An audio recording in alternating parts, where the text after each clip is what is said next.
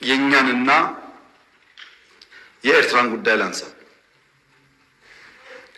አንዳንድ ሰዎች በኢትዮጵያና በኤርትራ መካከል ችግር የተፈጠረው የኢትዮጵያ መንግስት የቀይ ባህር ጥያቄ ስላነሳ ነው ብለው ይላሉ፣ ያስባሉ፣ ይተነትናሉ።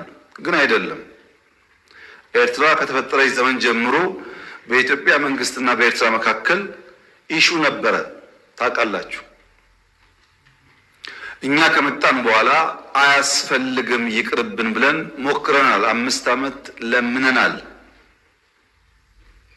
ጸቡ የተጀመረው ብዙዎች እንደሚያስቡት የቀይ ባህር ጉዳይ ሲመጣ አይደለም።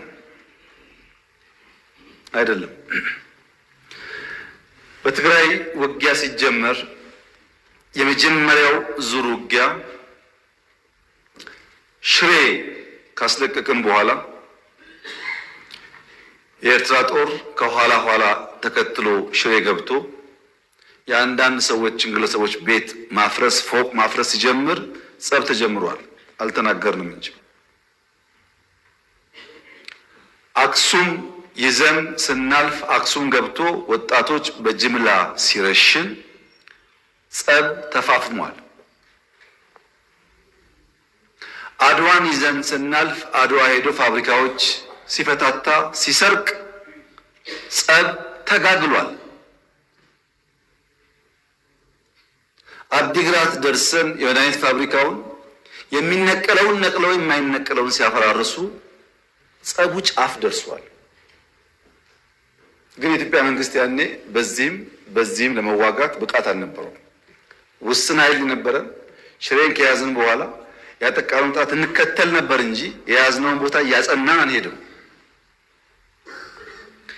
ይህ ጉዳይ የተከበረው ምክር ቤት ለዛሬ ዋጋ የለውም። ለታሪክ ማንሳት የምፈልገው ጉዳይ አክሱም ወጣቶች ሲገደሉ፣ አድዋ ሲዘረፍ፣ አዲግራት ሲዘረፍ በርካታ ኢንቮይ ወደ ኤርትራ ልክ ያለው የላኳቸው ሰዎች ገሚሱ አሁን ከኛ ጋር የሉም።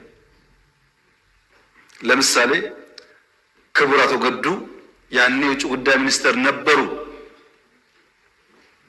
ከአንዴም ሁለቴ ኤርትራ ልኬያቸዋለሁ።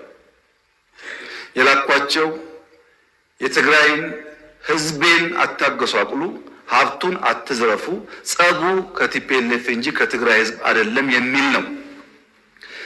አቶ ገዱ አሁን እኛ ጋር የሉም፣ ግን ክር አላቸው፣ ህሊና አላቸው። ዛሬ ቢደብቁ በታሪክ ውስጥ ይወጣል።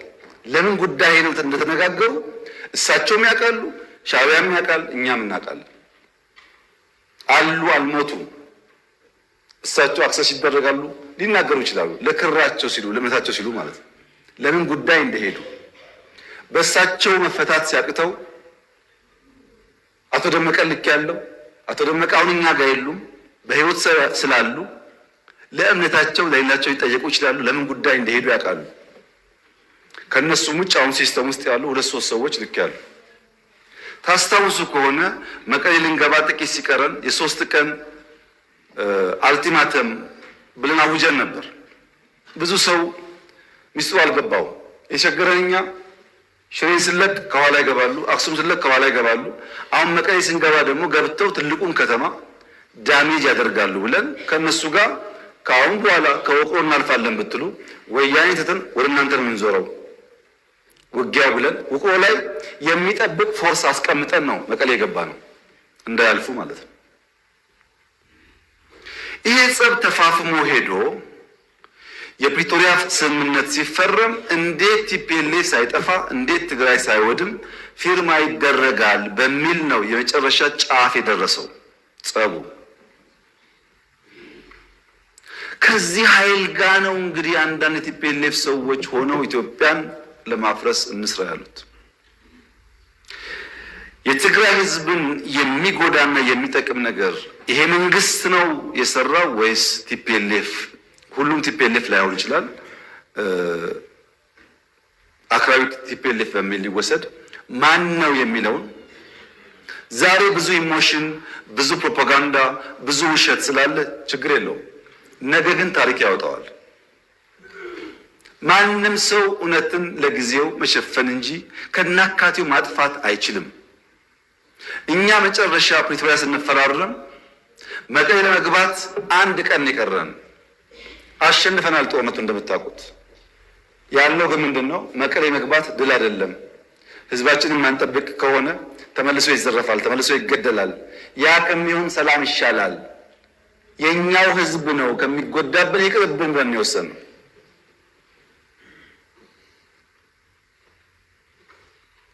ዛሬ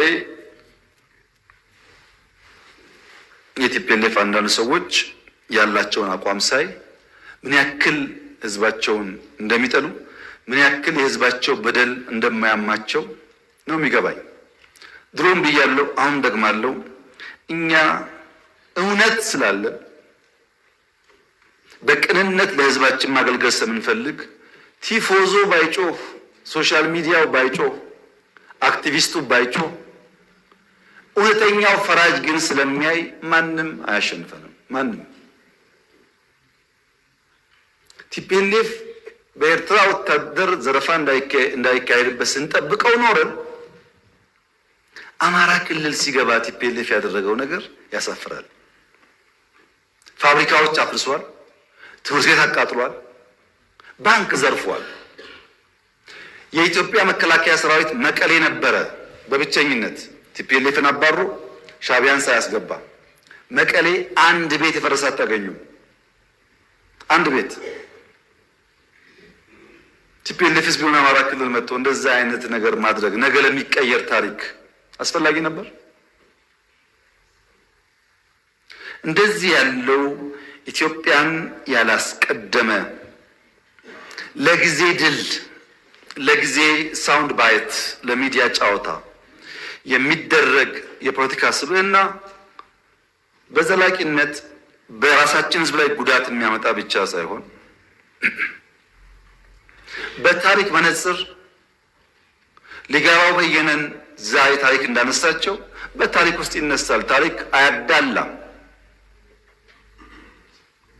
ምን አይነት የፖለቲካ ስብዕና ነው የተገነባ ያለው ያላችሁኝ እንደሆነ ፈረንጆች ዴማጎግ ይሉታል። ዴማጎግ ፖለቲካል ካራክተር ያላቸው ሰዎች ወደ ፖለቲካ ሊደርሺፕ ሲመጡ የሚያስቀድሙት ምክንያት ሳይሆን ኢሞሽን ነው። ለምሳሌ የወልቃይትን ጉዳይ እንዴት እንደምንፈታ በህገ መንግስት አግባብ ብለን ከተስማማን በስተቀር ከተስማማን በኋላ ወልቃይት ካልተመለሰ ተስማምተው ፈርመዋል እኮ። ይሄ ዴማጎግ ነው። በትንሽ ስሜት ህዝብን ለመቀስቀስ የሚደረግ ነገር ማለት ነው። ዴማጎገሪ ቀላል መፍትሄ ነው የሚፈልገው። ዘላቂ መፍትሄ ላይ አያተኩርም። ቀላል መፍትሄ መፈክር፣ በመፈክር ለውጥ ይመጣ ኖሮ ባለፉት 50 ዓመታት እንደ ኢትዮጵያ መፈክር አውጪ እኮ አልነበረም።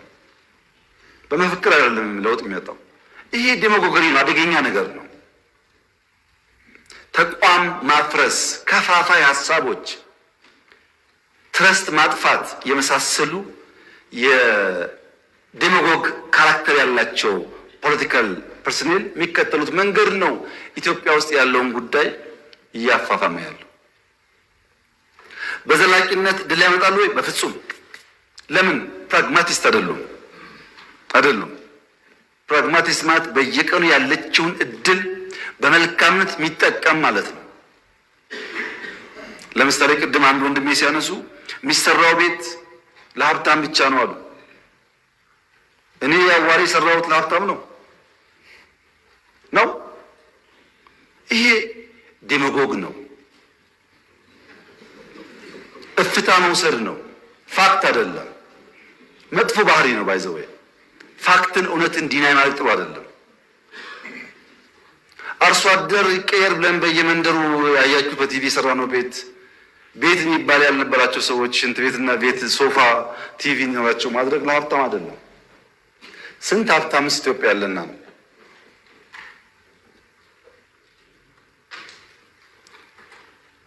እንደዚህ ያለው የፖለቲካ ሂደት ኢትዮጵያ ውስጥ ጉዳት እያመጣ ነው። ለምሳሌ ሸኔ ምን አለ? እኛ እነዚህ አህዳውያን ናቸው፣ እነዚህ ሚሊካውያን ናቸው፣ እነዚህ ምናምን ናቸው፣ ከነዚህ ጋር ትግል ትክክል አይደለም ብሎ ጫካ ገባ። እኛ ዩኒቲ ፓርክ ስናስመርቅ ዩኒቲ ፓርክ ማስመረቅ ወንጀል ነው ብለው አሁን ዛሬ ከእንትና ጋር ሰርግና ምላሽ። ታዲያ እንደዚህ ከሆነ እኛ ለምን ተከሰስን? እፍታ ነው።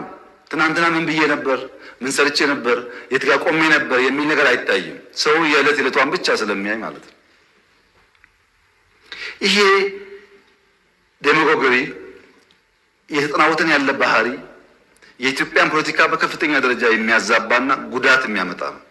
የኛ ምርጫ በዘላቂነት ነገን በሚፈውስ ጉዳይ ላይ ማተኮር ነው። ለዚህ አንደኛው መፍትሄ የማድረግ አቅማችን ማሳደግ፣ የኢትዮጵያን የማድረግ አቅም ማሳደግ። በምን? በኢኮኖሚ እድገት፣ በተቋም ግንባታ። ክቡራትና ክቡራን፣ ከዚህ ለውጥ ጊዜ ለውጡ ሲመጣ የኢትዮጵያ አየር ኃይል አንድ ቢጫ ሄሊኮፕተር ብቻ ነው አየር ላይ ማብረር የሚችለው። የተቀረው ግራውንድ ሆኗል። ዛሬ በተለያየ ስም የሚጠሩ ከመቶ በላይ አውሮፕላኖች የኢትዮጵያ አየር ኃይል አሉ። ከመቶ በላይ ሰምታችኋል። ከመቶ በላይ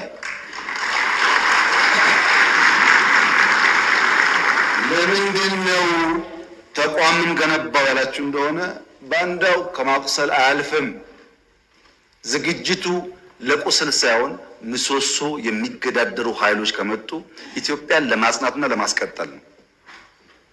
ስራችን እሱ ላይ ነው። ለምሳሌ ጠላቶቻችን ለባንዳዎች 10 ብር ደሞዝ መክፈል የሚችሉ ከሆነ እኛ ለኢትዮጵያ 100 መክፈላችንን ማረጋገጥ አለብን። ከነሱ የወጣ ሀብት ካላመነጨን በስተቀር በሀብት ምክንያት፣ በሚዲያ ምክንያት፣ በዲፕሎማሲ ምክንያት ጫና ያመጣሉ። ለምሳሌ የኤርትራ መንግስት የኢትዮጵያ መንግስት የውስጥ ጉዳዩን መፍታት ሳይችል ቀርቶ የቀይ ባህር ጉዳይ ያነሳል ብሎ ይከሳሉ። የውስጥ ጉዳያችን ላይ ሽንኩርት ከታፊው፣ በርበሬ አቅራቢው፣ አማሳዩ ተቀምጦ ሳለ ውስጥና ውጭ የሚለው ጉዳይ እንዴት ይሆናል? መብቃት ነው መፍትሄው።